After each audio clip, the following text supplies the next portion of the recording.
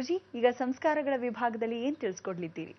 ಈ ಸಂಸ್ಕಾರ ವಿಭಾಗದಲ್ಲಿ ನಾವುಗಳು ಎಷ್ಟು ಸಂಸ್ಕಾರವಂತವಾಗಿದ್ದಾರೆ, ಎಷ್ಟು ಚೆನ್ನಾಗಿ ಜನನವಾಗತ್ತೆ ಅನ್ನೋದೇ ಸತ್ಯವಾಗಿರ್ತಕ್ಕಂಥ ವಾಕ್ಯ. ಬುಧನು ಸ್ಥಿರವಾಗಿದ್ದರೆ ಗರ್ಭದಲ್ಲಿ ಸೇರಿಕೊಂಡಾಗ ಹೆಣ್ಣು ಮಕ್ಕಳಿಗೆ ಯಾವ ರೀತಿ ಗರ್ಭಧಾರಣೆ ಆಗುತ್ತೆ, ಯಾವ ರೀತಿ ಗರ್ಭಧಾರಣೆ ಆದಾಗ ಯಾವ ರೀತಿ ಮೋಕ್ಷವನ್ನು ಪಡಿತಾರೆ. ಎಲ್ಲ 9 ತಿಂಗಳಿಗೆ 9 ಗ್ರಹಗಳು ಒಂದೊಂದು ತಿಂಗಳಾಗಿ ಒಂದೊಂದಾಗಿ ಪ್ರವೇಶ ಮಾಡ್ತಾರೆ. ಕೊನೆಯದಾಗಿ ಗರ್ಭಧಾರಣೆ ಏನಾಗಿರ್ತಕ್ಕಂಥವಳು ಪರಿವರ್ತನಾ ಸ್ವರೂಪಕ್ಕೆ ಅವಳಿಗೆ ಏನಾಗತ್ತೆ, ಹೆರಿಗೆ ಆಗತ್ತೆ. ಆ ಹೆರಿಗೆಯನ್ನು ಯಾವ ಕಾಲಕ್ಕೂ ಯಾವ ರೀತಿ ಸಂಸ್ಕಾರವಂತವಾಗಿ ಮಾಡಬೇಕು ಅದೇ ರೀತಿ ಮಾಡಬೇಕು. ದಯವಿಟ್ಟು ಇನ್ನು ಮೇಲೆ ಫ್ಯೂಚರ್ ಜನರೇಷನ್ ಅಲ್ಲಿ ನಾನು ಈ ಸಂಸ್ಕಾರದಲ್ಲಿ ಹೇಳ್ತಕ್ಕಂಥ ವಿಧಾನ ಅಂದರೆ ಯಾವ ಕಾಲಕ್ಕೂ ಎಂಥ ಸ್ಕ್ಯಾನಿಂಗು ಮಾಡಿಸ್ಬೇಡಿ, ಎಂಥ ಅಲ್ಟ್ರಾ ಸ್ಕ್ಯಾನಿಂಗು ಮಾಡಿಸ್ಬೇಡಿ. ಪ್ರತಿಯೊಬ್ಬರೂ ಬರೆದಿಟ್ಕೊಂಬಿಡಿ.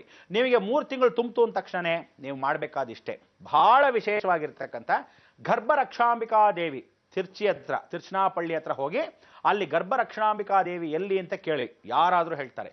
ಗರ್ಭವನ್ನ ರಕ್ಷಣೆ ಮಾಡ್ತಕ್ಕಂಥವಳಿಗೋಸ್ಕರ ಅವಳಿದ್ದಾಳೆ. ಅಲ್ಲಿ ಹೋಗಿ ಪೂಜೆಯನ್ನು ಸಲ್ಲಿಸಿ ಪಂಚಾಮೃತ ಅಭಿಷೇಕವನ್ನು ಮಾಡಿಸಿ ನಮಸ್ಕಾರ ಮಾಡಿ ನಿಮ್ಮ ಮನೆಗೆ ಬಂದ್ಬಿಡಿ. 3ನೇ ತಿಂಗಳು ನಿಮಗಿದ್ದಾಗ ಆಗ ಮನೆಗೆ ಬರೋಷ್ಟರಲ್ಲಿ ನಿಮಗೆ ವಿಶೇಷವಾಗಿ ಪ್ರಸಾದ ಬರುತ್ತೆ. ಆ ಪ್ರಸಾದವನ್ನು ಸ್ವೀಕರಿಸಿ ಜಗನ್ಮಾತೆ ಕೃಪಾ ಕಟಾಕ್ಷದಲ್ಲಿ ಎಷ್ಟು ಚೆನ್ನಾಗಿ ಅಂದರೆ ನಾರ್ಮಲ್ ಡೆಲಿವರಿ, ಆ ಮಗುಗೆ ಫ್ಯೂಚರ್ಲು ಕೂಡ ನೀವು ಅಯ್ಯೋ ನನ್ನ ಮಗು ಓದುತ್ತೋ ಇಲ್ವೋ, ಗ್ಯಾರಂಟಿ ಇಂಜಿನಿಯರ್ ಆಗುತ್ತಾ, ಎಷ್ಟು ಚೆನ್ನಾಗಿ ಅಭಿವೃದ್ಧಿ ಆಗುತ್ತೆ, ಹೇಗಿರುತ್ತೆ ನಮ್ಮ ಲೈಫು ಅಂದರೆ ನನ್ನ ಮಗು ಲೈಫ್ ಹೇಗಿರುತ್ತೆ ಅಂತ ತಾಯಿಗೆ ಬಹಳ ಆಸೆ ಇರುತ್ತೆ. ಅದು ಯಾವ ಕಾಲದಿಂದಾನೂ ಇರದೆ. ಅದಕ್ಕೆ ಇಂಥ ಒಂದು ಬಯಕೆಗಳಲ್ಲಿ ವಿಶೇಷವಾಗಿ ಅನುಗುಣಗಳಲ್ಲಿ ಆ ಪ್ರಸಾದವನ್ನು ತಗೊಂಡ್ಬಿಟ್ರೆ ದೇವ್ರ ಮಗು ಕೊಣೋ, ನಮ್ಗೆ ಯಾಕೆ ಯೋಚನೆ, ಎಲ್ಲವೂ ಅವಳೆ ನೋಡ್ಕೊಂಡಿದ್ದಾಳೆ ಅನ್ನೋ ಮನೋಭಾವನೆ, ಆ ನಂಬಿಕೆ ನಿಮಗೆ ಬೇಕು. ಆ 3ನೇ ತಿಂಗಳಲ್ಲಿ ಗರ್ಭರಕ್ಷಾಂಬಿಕಾ ದೇವಿ ದೇವಸ್ಥಾನಕ್ಕೆ ನೀವು ಹೋಗಬೇಕಾದ್ರೆ ಎಲ್ಲ 9 ತಿಂಗಳಲ್ಲಿ ವಿಶೇಷವಾಗಿ ಎಲ್ಲ ತಿಂಗಳುಗಳು ಹೇಳ್ಕೊಂಬಂದೆ. ಅದರಲ್ಲಿ ಕೊನೆ 2 ತಿಂಗಳುಗಳು, ಆ ಕೊನೆ 2 ತಿಂಗಳುಗಳು 8 ಮತ್ತು 9. 8ನೇ ತಿಂಗಳಲ್ಲಿ ಶನೇಶ್ಚರನ ಅಂತ ಕರಿತೀವಿ. ಆದರೆ ಶನೇಶ್ಚರನ 8ನೇ ತಿಂಗಳಲ್ಲಿ ಯಾರು ಪ್ರವೇಶ ಮಾಡ್ತಾರೆ, ಪೂಜಾ ಅಂದರೆ ಕತ್ತಿ, ಸಿಸರ್ಸ್ ಅಂದರೆ ಕತ್ರಿ. ಆ ಕತ್ರಿ ಯಾವಾಗ 9ನೇ ತಿಂಗಳು ಕೇತು, ಗರ್ಭ ಪರಿವರ್ತನೆ. ಅವಳು ಏನೇ ಆಕಾಶ ಬಿದ್ದೋಗ್ಲಿ ಕಟ್ ಮಾಡಲೇಬೇಕು. ಅದಕ್ಕೆ ನಿಮಗೆ ಎಷ್ಟೋ ಜನ ಡಾಕ್ಟರ್ ಡೇಟ್ ಕೊಟ್ಬಿಡ್ತಾರೆ, ಅದೇನೋ ಡಾಕ್ಟರ್ ಡೇಟ್ ಕೊಟ್ಟರು ಆಗಿಲ್ಲ, ಒದ್ದಾಡ್ತಾರೆ, ಹಾಸ್ಪಿಟ್ಲಿಗೆ ಹೋಗಿ ಮೊದಲೇ ಅಡ್ಮಿಷನ್ ಮಾಡಿಬಿಡ್ತಾರೆ. ಇಲ್ಲ ರೀ ಯಾವಾಗಲೂ ಯಾವ ಸಮಯಕ್ಕೆ ಆಗ್ಬಿಡುತ್ತೆ ಅಂತ. ಜೀವನದಲ್ಲಿ ತಂದೆ ತಾಯಿ ವಯಸ್ಸಾದವರು ಒಬ್ರು ಇರಬೇಕು. ಏನು ಅವಳಿಗೆ ಬೈಕೆಗಳು, ಲೇಹ್ಯ ಕೊಡಬೇಕು. ಆ ಲೇಹ್ಯ ಕೊಟ್ಟಾಗ ಎಷ್ಟು ಚೆನ್ನಾಗಿ ಒಳಭಾಗದಲ್ಲಿ ಹೋದಾಗ ಹುಳಿ ಅಂಶವಾಗಿರ್ತಕ್ಕಂಥದ್ದೆಲ್ಲ ಒಳಪದಕ್ಕೆ ಹೋದಾಗ ಅವಳಿಗೆ ಬೇಕಾಗಿರ್ತಕ್ಕಂಥ ಇಷ್ಟ ತೀರ್ಥಗಳನ್ನೆಲ್ಲ ಹೋದಾಗ ಅದೇನಾಗತ್ತೆ, ಕೋಟಿಂಗ್, ಎಕ್ಸ್ಟ್ರಾ ಕೋಟಿಂಗ್ ಆಗುತ್ತೆ ಮಗುಗೆ, ಹೊರಗಡೆ ಎಲ್ಲ ಕಾಪಾಡುತ್ತೆ. ಯಾವುದೇ ವಿಧವಾದ ಗರ್ಭದಲ್ಲಿರ್ತಕ್ಕಂಥ ಕೆಟ್ಟ ನೀರು, ಈ ಅಣು ಒಳಗೆ ಧರ್ಮಪಿಂಡವಾಗಿರುತ್ತೆ, ಅದನ್ನೆಲ್ಲ ಹೊರಭಾಗದಲ್ಲಿ ಸರಿಪಡಿಸಬೇಕಾದ್ರೆ ಅದನ್ನು ಕಾಪಾಡ್ತಾ ಇರುತ್ತೆ. ಈ ಸಂರಕ್ಷಣೆಯನ್ನು ಕಾಪಾಡ್ತಕ್ಕಂಥದ್ದಕ್ಕೆ ಏನಾಗುತ್ತೆ, ಒಂದು ಬಾವುಟ ನಾವು ಹೇಗೆ ಹಾರಿಸ್ತೀವಿ ದೂರದಿಂದ ಒಂದು ಕೋಲಿಟ್ಕೊಂಡು, ಹಾಗೆ ಈ ನಾಳ ಮಾತ್ರ ಇರುತ್ತೆ, ಆ ಅನ್ನನಾಳ ಒಳಭಾಗದಲ್ಲಿ ಹೋಗುತ್ತೆ, ಇದು ಬಾವುಟ ಇದ್ದಾಗ ಹಾರ್ತಾ ಇರುತ್ತೆ ಈ ಮಗು. ಅದಕ್ಕೋಸ್ಕರ ಈ ಮಗುಗೆ ಕಾಪಾಡೋಕ್ಕೆ ಸಂರಕ್ಷಣೆಗೆ ಏನು ಬೇಕೋ ಧರ್ಮ ಮಾರ್ಗ ಒಂದೇ. ಅದಕ್ಕೆ ತಾಯಿಂದ್ರಾದವರು ಈ ಸಂಸ್ಕಾರದಲ್ಲಿ ಏನು ಹೇಳ್ತೀನಿ, ದಯವಿಟ್ಟು ಮನೇಲಿ ಕೂತ್ಕೊಂಡು ದೇವರ ಪೂಜೆ ಪುನಸ್ಕಾರ, ದೇವರಿಗೆ ನಂಬಿಕೆ, ದೇವರಲ್ಲಿರ್ತಕ್ಕಂಥ ವಿಧಾನ. ನೀವು ಅಲ್ಲಿ ಹೋಗ್ಬಿಟ್ಟು ಗಂಡನ ಜೊತೆ ಫಸ್ಟ್ ಕ್ಲಾಸ್ ಆಗಿ ಒಂದು ಯಾವುದೋ ಇಂಗ್ಲೀಷ್ ಪಿಕ್ಚರು ಅಥವಾ ಯಾವ ಕಾಲಕ್ಕೂ ಒಂದು ಭಯಂಕರವಾದ ಪಿಕ್ಚರು, ಇಲ್ಲದೇ ಇದ್ರೆ ಯಾವ ಕಾಲಕ್ಕೂ ಊರು ಸುತ್ಕೊಂಡು ಅಲ್ಲಿ ಇಲ್ಲಿ ನೋಡ್ಕೊಂಡು ಬಂದಿರ್ತಿರ್ತ ವಿಧಾನ. ಎಷ್ಟು ಜನದ ದೃಷ್ಟಿ ಇರುತ್ತೆ.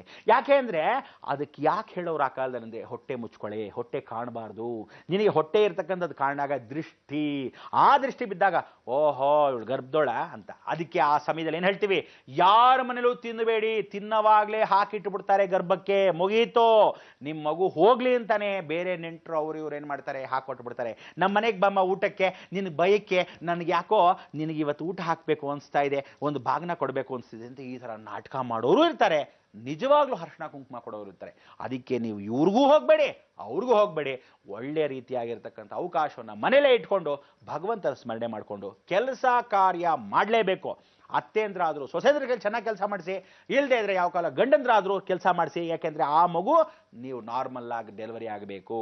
ಯಾವ ಕಾಲಕ್ಕೂ ನೀವುಗಳು ಈ ಮಿಸ್ಕ್ಯಾರೇಜ್ ಅಬಾರ್ಷನ್ಸ್ಗೆ ಭಯ ಪಡ್ತಕ್ಕಂಥ ಅವಕಾಶ ಇಲ್ಲ.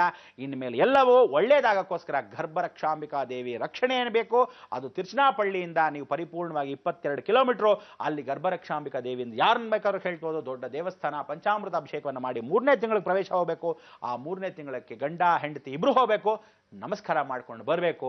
ಒಳ್ಳೆ ಸುಪುತ್ರನ, ಒಳ್ಳೆ ಸುಪತ್ರಿಯೋ ಆಗ್ತಕ್ಕಂಥದ್ದು. ಯಾವ ಕಾಲಕ್ಕೂ ಯಾವ ಮಗು ಬರುತ್ತೆ ಅಂತ ಯಾವ ಕಾಲಕ್ಕೂ ಸ್ಕ್ಯಾನ್ ಮಾಡಿ ನೋಡಬೇಡಿ. ನೀವುಗಳು ಫ್ಯೂಚರ್ಲಿ ಗಂಡು ಮಗು, ನನಗೆ ಹೆಣ್ಣು ಮಗು ಅನ್ನೋದನ್ನು ಏನಾದರೂ ಡಾಕ್ಟರ್ ಹತ್ರ ಸ್ಕ್ಯಾನ್ ಮಾಡಿಸಿದ್ರಿ, ಇವತ್ತಿನ ದಿವಸ ನಾಳೆ ಹೆಣ್ಣು ಗಂಡಾಗೋಗತ್ತೆ, ಗಂಡು ಹೆಣ್ಣಾಗೋಗತ್ತೆ. ಆಕಾರ ವಿಕಾರದಲ್ಲಿ ಒಂದೇ ಅಲ್ಲ, ದೇಹ ಚಿಂತನೆಗೊಂದೆಲ್ಲ ಮಾನಸಿಕವಾಗ್ಲೂ ಹಾಗೆ ಆಗೋಗುತ್ತೆ. ಅದಕ್ಕೆ ಇದೆಲ್ಲ ಬೇಡದೇ ಇದ್ದ ವಿಚಾರಗಳು, ಆ ಹಠದ್ದೆಲ್ಲ ಹೆಣ್ಣು ಮಕ್ಕಳಿಗೆಲ್ಲ ಬರಬಾರ್ದು. ಅದೇ ರೀತಿ ಸೌಮ್ಯ ಗುಣಗಳು ಬರಬೇಕು. ಹುಡುಗರಿಗೆ ಯಾವ ಕಾಲಕ್ಕೂ ಕೆಟ್ಟ ಬುದ್ಧಿಗಳು ಬರಬಾರ್ದು, ಒಳ್ಳೆ ಮಕ್ಕಳಾಗಿ ಹುಟ್ಟಬೇಕು. ಇದಕ್ಕೆಲ್ಲ ದೇವರ ಕಾರಣ ಧರ್ಮ ಚಿಂತನೆ. ಆ ಧರ್ಮ ಚಿಂತನೆ ಯಾವತ್ತು ತಾಯಿ ತಾನು ಅರಳ್ತಾ ಇರತಕ್ಕಂಥ ಮೊಗ್ಗನ್ನ ಎಷ್ಟು ಚೆನ್ನಾಗಿ ಕಾಪಾಡ್ತಾಳೋ, ಒಳ್ಳೆ ಹೂವನ್ನ ಕೊಡುತ್ತೆ, ಒಳ್ಳೆ ಗರ್ಭಧಾರಣೆ ಆಗಿರ್ತಕ್ಕಂಥ ಹೆರಿಗೆ ಆಗತ್ತೆ. ಜೀವನದಲ್ಲಿ ಪರಿಪೂರ್ಣವಾಗಿ ಭಗವಂತನ ನಂಬಿಕೆ ನಂಬ್ಕೊಳ್ಳಿ, ಖಂಡಿತವಾಗ್ಲೂ ನಿಮ್ಮ ಮಕ್ಕಳು ನೀವು ಅನ್ಕೊಂಡಾಗ ಆಗತ್ತೆ. ರಾಜಾರೋಷವಾಗಿ ಅಯ್ಯೋ ನನಗೆ ಯಾವ ಕಾಲಕ್ಕೂ ಇವನಾಗಬೇಕು ಅವನಾಗಬೇಕು ಅನ್ಕೋಬೇಡಿ. ಡಾಕ್ಟರ್ ರಾಧಾಕೃಷ್ಣ ಆಗಲಿ, ಅಯ್ಯೋ ಸ್ವಾಮಿ ವಿವೇಕಾನಂದ ಆಗಲಿ, ಸತಿ ಸಕುಬಾಯಿ ಆಗಲಿ, ಜೀವನದಲ್ಲಿ ಸತಿ ಸಾವಿತ್ರಿ ಆಗಲಿ, ಕಿತ್ತೂರು ರಾಣಿ ಚೆನ್ನಮ್ಮ ಆಗಲಿ, ಇಂಥದ್ದು ಬೇಡ್ಕೊಳ್ಳಿ. ಆಗ ಜೀವನದಲ್ಲಿ ಯಾವ ಕಾಲಕ್ಕೂ ಇಂತಹ ಮಕ್ಕಳು ನಾಳೆ ಫ್ಯೂಚರ್ ಪೀಳಿಗೆಗೆ ಖಂಡಿತವಾಗ್ಲೂ ನಮಗೆ ಅಂತಹ ಮಕ್ಕಳು ಬೇಕು. ಎಷ್ಟೋ ಧರ್ಮದಲ್ಲಿ ಇರತಕ್ಕಂಥ ಸನಾತನ ಧರ್ಮ ಮಕ್ಕಳು ಸುಖ ಜೀವನದಲ್ಲಿ ನಮ್ಮ ಜೊತೆ ಇರಬೇಕು. ಇದೇ ಭಾರತ ಸಂಸ್ಕಾರ. ಈ ಭಾರತ ಸಂಸ್ಕಾರದಲ್ಲಿ ದೊಡ್ಡವರು ಹಿರಿಯರು ಮನೇಲಿರಲೇಬೇಕು. ಯಾವ ಕಾಲಕ್ಕೂ ಹಿರಿಯರನ್ನು ಕೇಳದೆ ನೀವುಗಳು ಡಿಸಿಷನ್ಸ್ ತಗೋಬೇಡಿ. ಜೀವನ ಪರ್ಯಂತ ಇಂಥ ದಿನಾನೇ ಹೋಗಬೇಕು, ಇಂಥ ದಿನಾನೇ ಹೋಗಬೇಕು. ಅದೇ ರೀತಿಯಾಗಿ ಇಂಥ ದೇವಸ್ಥಾನಗಳಿಗೆ ಹೋಗಿ ತೀರ್ಥಗಳು ತಗೋಬಾರ್ದು ಅಂತ ಆ ಕಾಲದಿಂದ ಹೇಳಿದ್ದಾರೆ. ಆದರೆ ಪ್ರಾಯಶ್ಚಿತ್ತ ಪೂರ್ವಕವಾಗಿ ನಮಸ್ಕಾರ ಮಾಡ್ಕೊಂಡು ಬರ್ಬೋದು. ಖಂಡಿತ ಅಭಿವೃದ್ಧಿ ಆಗ್ತಕ್ಕಂಥ ವಿಚಾರ. ಇಷ್ಟನ್ನು ಮಾಡಿ ಖಂಡಿತ ಭಗವಂತ ಲೋಪದೋಷಗಳು ಏನೇ ಇದ್ರೂ ಅಲ್ಪ ಸ್ವಲ್ಪ ಲೋಪದೋಷಗಳನ್ನ ದೂರ ಮಾಡಿ ಜೀವನದಲ್ಲಿ ಒಳ್ಳೆ ಉಪಹಾರಗಳನ್ನು ತಗೊಂಡು ಒಳ್ಳೆ ಚಿಂತನೆಯನ್ನ ಮಾಡಿ. ಒಳ್ಳೆ ಚಿಂತನೆ ಮಾಡೋಕ್ಕೆ ನಿಮ್ಮ ಭಾವನೆಗಳ ಸ್ವರೂಪವಾಗಿ ಒಳ್ಳೆ ಮಕ್ಕಳು ಬರ್ತಾರೆ. ನೀವು ಮಾಡಿದ್ದುಣ್ಣೋ ಮಾರಾಯ ಆಗಬಾರ್ದು. ಉಪ್ಪು ತಿನ್ನೋನೋ ನೀರು ಕುಡಿತಾನೆ ಅಂತ ನೀವು ಮಾಡಿರೋ ತಪ್ಪಿಗೆ ಹೊರತು ಭಗವಂತ ಯಾವ ಕಾಲಕ್ಕೂ ಇಂಥ ಮಕ್ಕಳು ಅಂಥ ಮಕ್ಕಳು ಅಂತ ಕೊಡೋಕ್ಕಾಗಲ್ಲ. ಜೀವನ ಚರಿತ್ರೆಯನ್ನೇ ತಿರುಗಿಸುವಂಥ ಅವಕಾಶ ನಿಮಗೆ ಬರೋದು. ಅದಕ್ಕೆ ಪ್ರಹ್ಲಾದ ಹೊಟ್ಟೆಲಿದ್ದಾಗ ನಾರದ ಮಹಾಮುನಿ ಹೇಗಿದ್ದು, ಅಭಿಮನ್ಯು ವಿಶೇಷವಾಗಿರ್ತಕ್ಕಂಥ ಗರ್ಭದಲ್ಲಿದ್ದಾಗಲೇ ಅಭಿಮನ್ಯು ವಿದ್ಯೆಯನ್ನು ಕಲಿತ.